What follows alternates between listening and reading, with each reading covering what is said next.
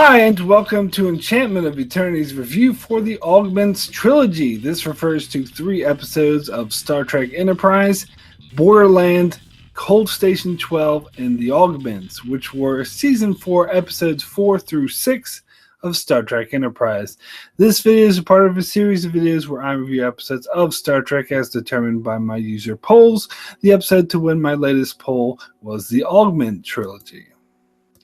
So the Augments Trilogy were the episodes that depicted a group of genetically engineered superhumans who were relics of the eugenics wars being released on the galaxy where they nearly start a war between Earth and the Klingon Empire.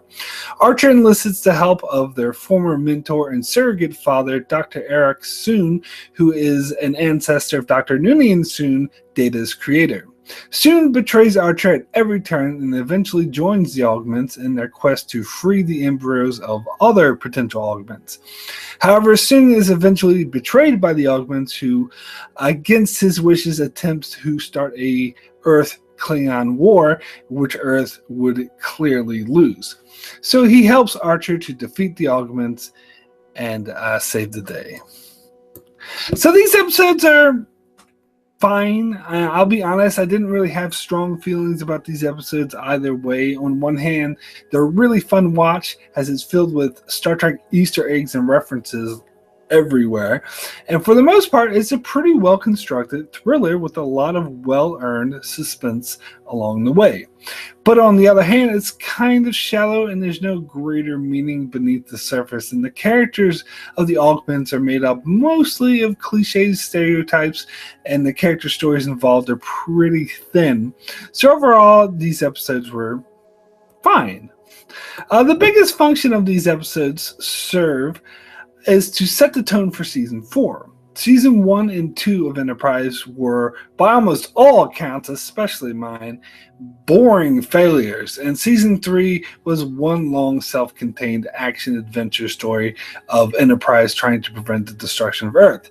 Some people, like myself, really liked Season 3, as I still maintain it was the best season of Enterprise, but others weren't as fond of it because it was an action-adventure story about Enterprise trying to prevent the destruction of Earth, which isn't what the original premise of the show was. But I have to be honest, I never actually cared for the original premise of the show, which is probably why Season 3 is my favorite, because it defies the premise. However, Season 4 is the first season of Enterprise that actually does what the original premise intended to do, but actually does it well.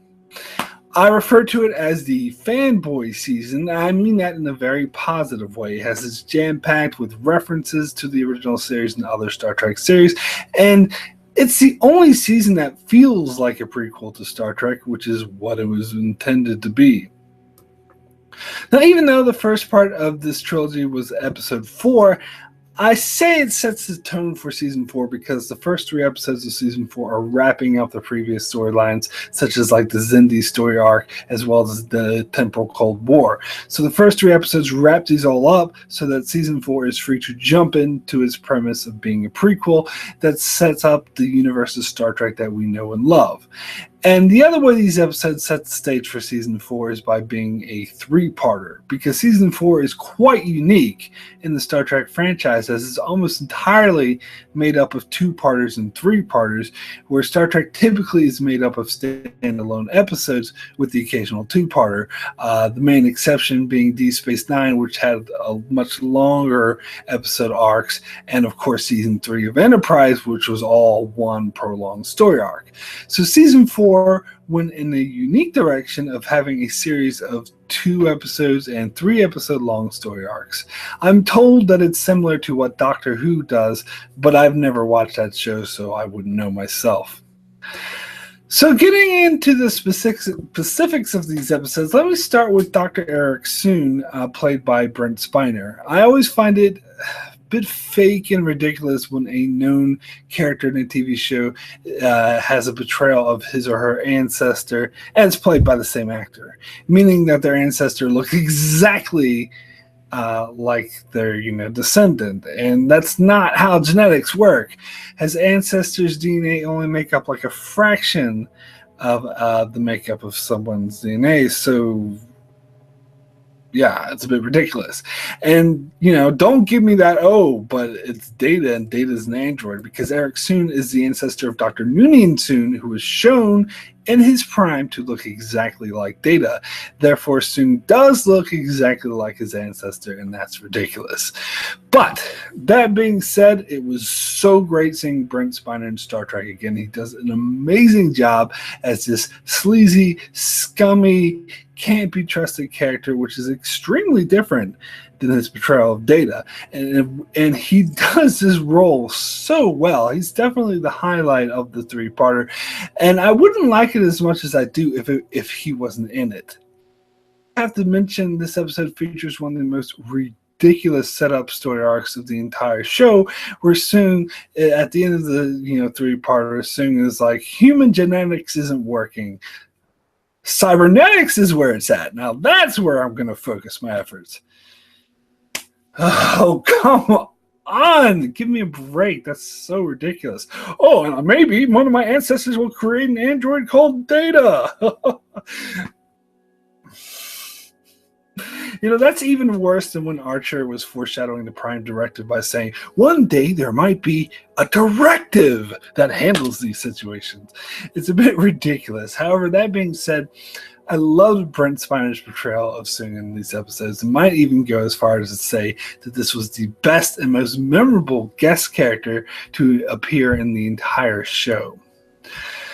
So now let me talk about the Augments themselves, who were a lot less impressive, as they mostly came off as walking, talking stereotypes, especially the main guy, bad guy, Malik, who was one of the most predictable characters I've ever seen. And we start off with this unnecessary and uninspired storyline of Malik starting out as the number 2, and he betrays the leader and kills him in order to take command, and he goes as far as to steal his girl. And this character was kind of boring as well. I mean, I was really expecting the story to go somewhere with her, because we get a lot of scenes with her, but it doesn't really go anywhere. Malik just kills her eventually, which was pretty damn predictable. Although I suppose it was building towards her freeing Soong and helping, him when Malik turned on him. But honestly, I don't think that's enough to justify all the scenes that we got with her. And Malik himself was such an uninspired villain. I'm surprised he didn't have a mustache to twirl. Overall, I think these characters were not worthy successors to Khan, and for the most part, they didn't come off as super intelligent, who could outsmart anyone, because ultimately Archer and the crew end up defeating them pretty easily on several occasions. The only exception to this is the scene we get when Malik is talking to Archer, and he says to Archer, "I'm going to attack you." And then he attacks him and knows that he was so fast there was nothing Archer could do about it, even with a warning. That was pretty badass, but that was about it. His relationship with Soong and how he was jealous of him, didn't like losing his leadership role, and how he was lying to Soong about killing that other guy, and how Soong was so easily fooled, and how Soong wouldn't kill people, but Malik wanted to kill people. That was all very telegraphed and predictable, and I've seen variations of this a billion times before, so I was less of a fan of that. And the character of Smite seemed rather pointless. He was introduced in the second episode, and several minutes later he died. Kind of a waste of time. So let's talk about the Orions, as this was the first time we see them on Enterprise, and really the entire Trek franchise. Other than a few Orion slave girls seen in the original series, we haven't really explored the Orions. They've just been mentioned. So that was really cool, and the kind of thing that the show should have been doing from the beginning. So this episode referred to them as the Orion Syndicate, which was mentioned and shown several times in Deep Space Nine. However, oddly, we've never actually seen an Orion in the Orion Syndicate in Deep Space Nine, which gives the impression that the Orion Syndicate was more of a galaxy-wide mafia-type organization made up of many different species. Whereas the Orion Syndicate, as depicted in this episode, was entirely made up of the Orions. In fact, they made it sound like it was the Orion government.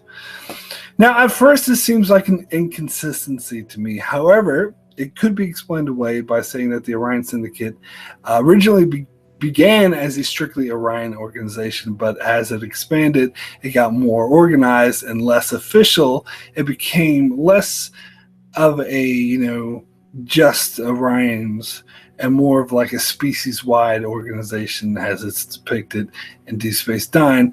And it evolved to become like this galaxy-spanning mafia, where the Orions were only a small fraction of it, but it originally started with the Orions, which is why it's called the Orion Syndicate.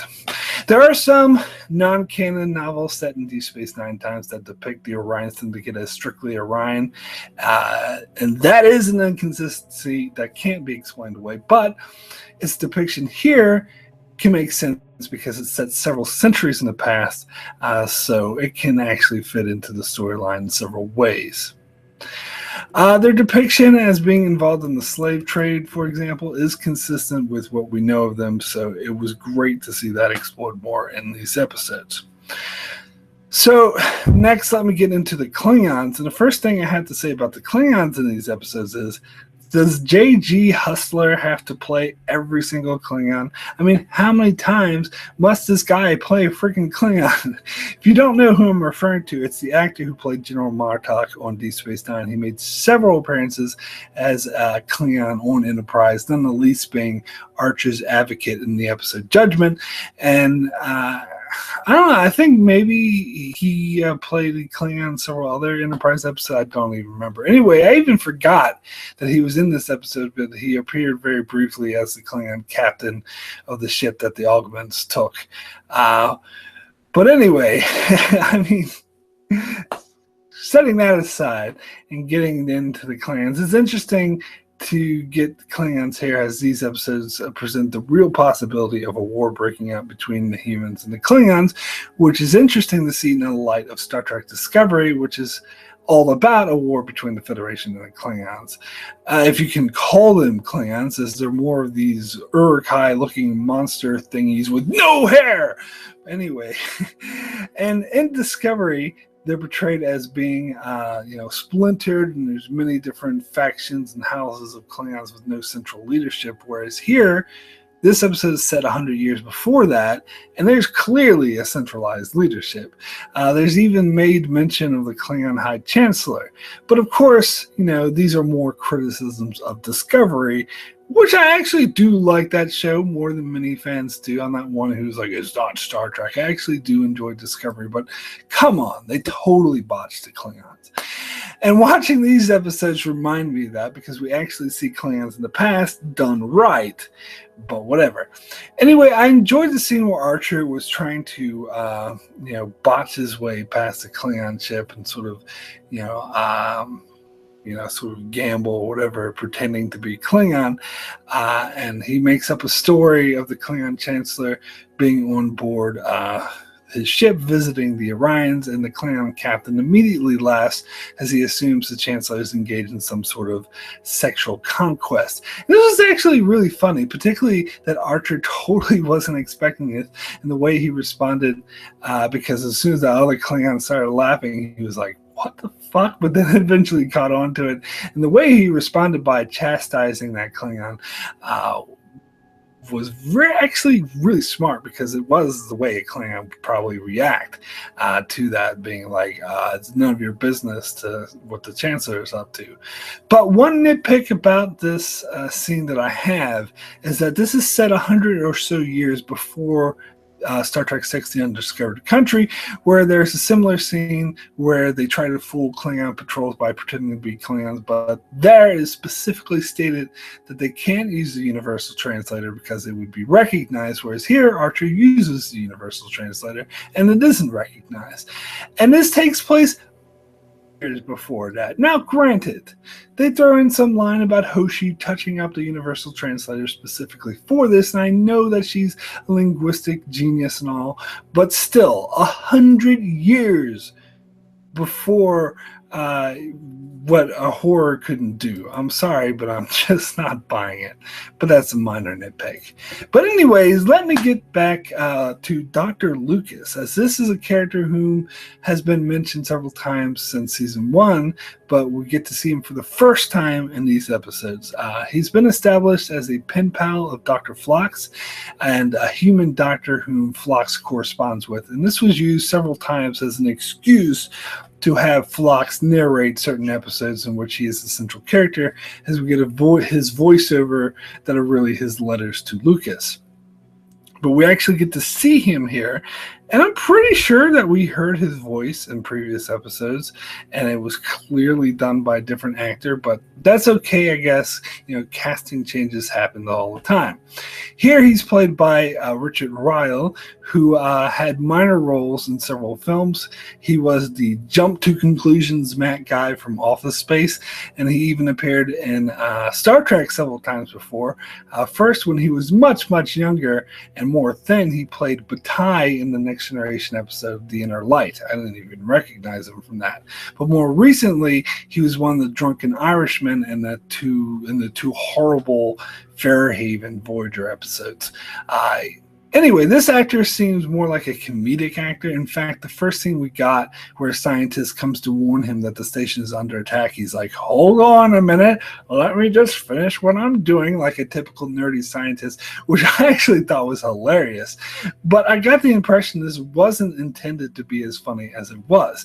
And the rest of his appearance was actually rather serious, as it deals with him being tortured and his friends being killed. So considering that, even though I really like this actor, I can't help but feel he was miscast in his role, as he comes off more comedic than I think was appropriate for what the character's depiction in this episode. But maybe that's just me, because I can't get past that jump to conclusions Matt out of my mind. And if they were going through the trouble to actually introduce Dr. Lucas, I wish they would have done it in a way that made him and his friendship with Phlox more relevant. I do have to say it was rather stupid of him to make his friendship with Phlox so apparent, as he should have known that would spur the Augments to torture Phlox next. I mean, duh. Also, it kind of annoys me that Lucas had no issue with letting a close colleague that he lives and works with on the station for who knows how long die a horrible death, but as soon as they even threaten Phlox, he cracks like an egg. I mean, really, is Phlox just that much more important to him that he just let that other guy die a horrible death? But if it's Phlox, he's so much more important that he has to, crack and give away everything that he wasn't supposed to give away before they even do anything to him. Although I guess you could say that Lucas was already softened and traumatized by the other scientist's death. By the time they got to Phlox, he was already worn down. But still, it seems like favoritism to me. Anyway, so my rating for the Augments Trilogy out of 10 is a 7, very good.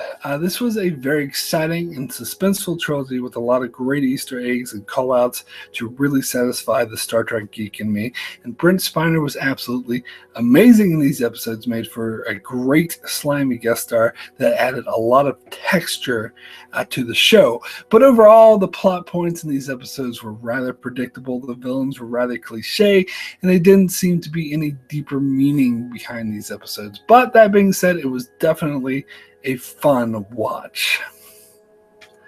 So now it's time for me to pick the options for my user poll for what Star Trek episodes we will be watching. The Star Trek episodes which we will be reviewing next. Okay, so let me just bring it up here. All right, so we go to the random episode generator. We find our option for the original series, which is That Which Survives. I think this is not looked on very well, but it was always been a favorite. Maybe like a guilty pleasure of mine, I would say. It's a rather cheesy episode that I always enjoyed. It's about Kirk and Sulu and McCoy being stranded on a planet where there's just like a hologram of a woman or genetically engineered robot or whatever going around killing people with the touch. It's very weird. Okay, so let's do our next generation option, which is Angel 1. Oh my god, what a bad episode. So this is season 1, episode 13, where Riker, Troy, Data, and Yar are being down to a planet ruled by a matriarchal government in the hopes of locating a missing freighter. I mean, this episode wasn't especially bad. I wouldn't say it was one of the worst episodes of the show, but it's I don't know. It kind of makes it less interesting to talk about. It's kind of unremarkable. But if you want to hear me talk about it, you can select that. Deep Space Nine option is past tense. This is past tense part 1, but I would, of course, do both parts. And this is one of my favorite Deep Space Nine episodes.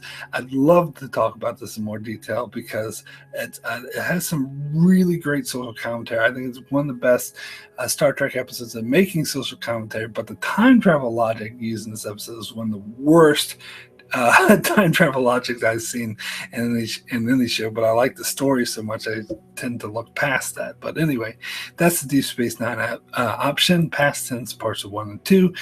So then let's get to the Voyager option. Voyager options, prime factors. Oh, this is an underrated gem. I love prime factors. I talked about this a bit in my season 1 review. In fact, this is going to be a strong contender for my top 20 favorite Voyager episodes. It's very great. It's what I love about the first season. It has great character interactions about the crew and their conflict, about how far they would go to get home, and alliances are formed that you don't expect. I don't know. I love that episode. Okay, so let's go to Enterprise, which we decided the old-fashioned way. Season 2. Oh my god, yet again, season 2. Okay, I think season 2 had 26 episodes. So we go season 2, episode 24. Let me move you on over to IMDb. Check out season 2. Episode 24 is First Flight. God, I hated that episode. Apparently, a lot of people liked it. This is what I hated about it. And it's so boring. Why does people think this episode is interesting? I don't know. Well, anyway, if you want to know why I hate this episode, then you can choose that. Yeah, so those are the options. The original series, we got that, which survives. Next Generation, we got Angel 1. Deep Space Nine, we got past tense, parts 1 and 2. Voyager, we have prime factors. And Enterprise, we have First Flight. So there should be a poll appearing right up there in this little corner here. There should be an eye icon, whatever. Click on that. It takes you to the poll. Vote in the poll. Which of those 5 episodes you want to vote for. And but it will be about a month before I will get to it, so there'll be plenty of time for the poll. So it will be a while before I'm able to get to this review, but I'll do it in about a month's time. Anyway, so that's it for my review of the Augments Trilogy. Be sure to check out my channel as I do many more Star Trek videos, as well as many other videos on shows like Game of Thrones, The Expanse, and more. So be sure to subscribe so you can keep up with all of that. Thanks a lot for watching.